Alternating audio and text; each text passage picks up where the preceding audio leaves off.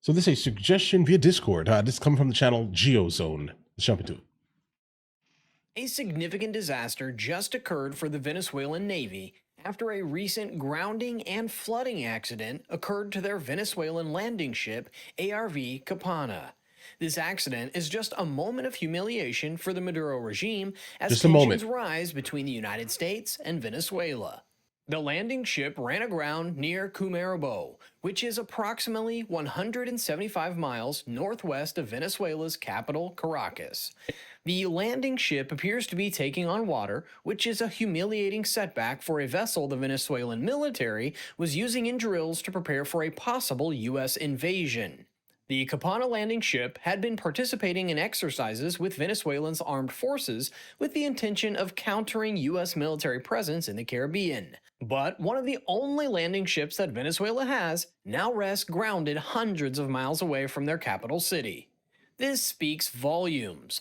For a regime that styles itself as a regional thorn to U.S. power and claims to build its military to resist American imperialism, Right. this failure is deeply embarrassing. Rather than projecting strength, the Maduro government is seen here projecting vulnerability and weakness. I mean, consistently, guys. I mean, it is what it is here. Figure out who exactly is supplying a good amount of the machinery specifically that they're utilizing, and you start to realize why so much of their materials are similar to tofu dreg, referring to some of the lackluster build quality items that come out of the region that is most likely supplying. I'm not going to go ahead and name the region, guys. Right? Just understand here, of course. Right? Of course, it's doing these things. Guys. In contrast, the United States under President Trump has been steadily ramping up pressure by assembling a task force of U.S. Navy warships, Air Force fighters, special forces, and Marines in the region, aimed squarely at Venezuela's regime. This isn't just rhetoric, instead, it is a deliberate show of force. But now, the incident with the Kapana landing ship serves as a sign of the regime's weakness rather than its readiness. Of course, this incident happens in the context of high tension between the U.S. and Venezuela. Venezuela's regime has long been a thorn in Washington's side. They have become politically unstable and facing an economic collapse. They also support cartels and trafficking networks and are openly hostile to American interests. Under Trump, the U.S. has made no secret of treating Venezuela as a serious national security concern. That tension is compounded now by visible military signaling. The grounding of this Venezuelan ship illustrates that the Venezuelan Navy is overstretched, under-resourced, and in some cases capable of embarrassing mishaps. Meanwhile, the U.S. shows that it is capable, decisive, and willing to enforce its regional interests without any difficulty whatsoever. Right. For supporters of It's called build quality, guys. President Trump's foreign policy, this is a clear win. It demonstrates that an assertive American posture works. It reinforces the message that America under Trump is not passive or ambiguous. Even small amounts of American pressure can force enemies into embarrassing mistakes that expose their weaknesses.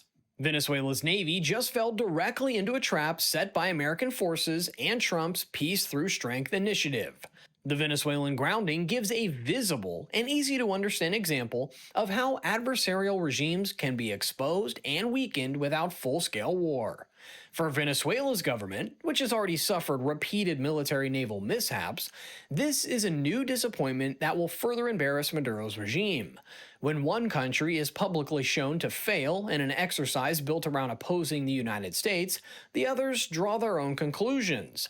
Stability matters, weakness invites miscalculation, and if Venezuela cannot manage basic operations, it exposes the entire region. With the Venezuelan regime I'm almost positive that the guy who we're looking at right now is AI. Exposed in such a way, the U.S. has a choice to make in the near future. Either continue to exploit the regime's weakness, or allow further instability to bring regime change. The collapse of Venezuela's economy and governance has already created a humanitarian and migration crisis. And at the very same time, Venezuela continues to send trafficking boats towards the United States. Under President... Well, how about this here, guys? The cartels that are within Venezuela specifically, I highly doubt that Maduro is being like, yeah, go ahead and do this. But also at the same time, Maduro is kind of, in power almost exclusively because of said cartels, right? So that's a thing. But I don't think specifically Venezuela's like, as in the government specifically, it's like, let's go ahead and push this out the country, guys. We need that. I think it's more so the cartels doing it more so than like specifically Maduro. Like regardless of how many terrible and like negative things we can basically come up with, let's say specifically in regards to Maduro, I don't think that he's doing that like he himself is doing. If that makes any sense here, guys. Right? I mean, he's not stopping it, but I don't think he himself is doing it. He is in fact reaping, the some benefits from, the fact that they're allowed to basically, exist within the country large scale, right? Absolutely. But he's not the one pushing the button, guys. And Donald Trump, the United States Not did not on just that. talk tough on trafficking. One of the most dramatic and effective elements of his presidency was the unprecedented escalation towards Venezuelan cartels. Trump targeted these boats that were in international waters and heading for the United States. Every boat that Trump has destroyed has saved the lives of approximately 25,000 American citizens that would have eventually been exposed to fentanyl. And it's worth noting that in recent months, the United States has sharply escalated its posture towards the government in Venezuela. President Trump has publicly described Maduro's regime as a state and has authorized military and covert operations in the Caribbean region aimed at disrupting trafficking routes from Venezuela. I think there are a couple The more US has narco carried out states. several lethal strikes on maritime vessels believed to be engaged in transport, and Trump himself has claimed these strikes are targeted terrorists. The geopolitical contrast between the United States and Venezuela could not be more significant.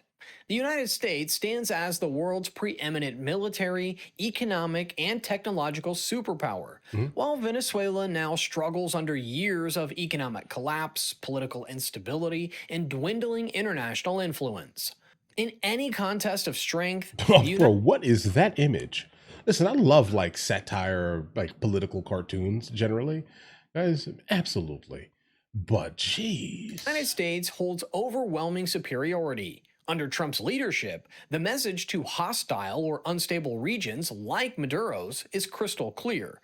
The United States does not seek unnecessary wars, but it will not be intimidated or undermined. Right, not at all. Trump understands that weakness invites conflict, and he's doing what he can to prevent it. But Trump's strategy isn't about humiliation. The Venezuelan Navy brought this humiliation upon themselves.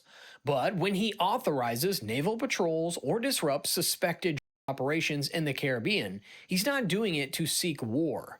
He's doing it to send a message that the United States sets the rules when its security and sovereignty are at stake. For years, administrations talked about trafficking and authoritarian destabilization, but Trump's approach is action-oriented. He believes that diplomacy without force behind it is just a waste of time. The United States has every advantage, and President Trump is applying as much pressure as he can to Venezuela. And recent humiliation of Venezuela's military, particularly this embarrassing grounding of one of their landing ships, serves as a major symbol of just how hollow Maduro's posturing really is. Paper For tiger. years, he has tried to project the image of defiance and military readiness, but the world is seeing the complete is opposite. true. A regime that cannot keep its ships afloat has no business threatening the United States, let alone claiming it could withstand even a fraction of American military pressure. This wasn't just an unfortunate mistake, it was a strategic embarrassment. Militaries across the globe watched the incident with amusement, and Venezuelan citizens, already frustrated with shortages and corruption, saw yet another example of their government's incompetence. Venezuela's regime, they're stuck, sinking under its own weight, unable to maneuver politically or militarily, while pretending to be a force to be reckoned with. And that is precisely why Trump's strategy of peace through strength works so effectively in this context. He doesn't need to launch a full-scale invasion to make a point. No. So here's the bottom line. Venezuela is not being defeated by American firepower. It's being defeated by its very own incompetence and mistakes. Jeez. All right, guys, I'll go ahead and leave the link for the channel. They seem to have like just started or something potentially, guys, but I'll leave the link in the description so you guys can go ahead and check them out. Specifically, if you liked the way this video flowed, I think it served its purpose very well. Congratulations, bro. Or AI, I don't know, guys. I don't know anymore. All right, I'm new here. I don't know. But listen, here's the thing. The concept of like strength through, I guess, strength. Let's just call it that because that's what kind of represents us. Versus like what Maduro is doing, like basically paper tigering it. Like, hey, listen, I'm going to posture myself as if I have the ability to take on the world. Right? I can take on. You can't, bro. All right. You can barely take care of your people. It's to the point where it seems like their goal is to run to our southern border as fast as humanly possible. All right. Listen, they want to get so far away from you, they go through multiple countries to get to us. All right. I hear you. I hear you, Maduro. But I think if you were all of all of what you say you are, let's say, then we'd be having a different conversation, right? But it's all nonsense. It's a paper tiger, right? Similar to how Trump defines Putin, paper tiger, guys. The fact that you are saying all these things, but yet your ships are sinking, bro. How did you ground your ship? Like the person, like the captain didn't know. You didn't know. Okay, well, I don't know, guys. Listen, we're here for that, and I think that basically defines exactly what I think most people talk about whenever they do speak about Venezuela, specifically, and their military ability. Let's just say this year, all right? Like we're not the place to mess around with specifically, and we didn't start this. Okay, truth be told. And there are other countries, not just Venezuela, but we definitely like talking about Venezuela in the news here, guys, right? But understand that Colombia, Panama, like there are a couple of other places, guys, that these organizations are also in, that would also be considered states, guys. You get what I mean here? The president of Mexico has been absolutely, there've been fingers pointed at her. There was a whistleblower pretty recently, a couple of months ago, maybe, that was like, listen, Scheinbaum is in office because, right, of the big bad guys. All right. So that's information that probably needs to be fully understood when we talk about these type of things, at least, guys.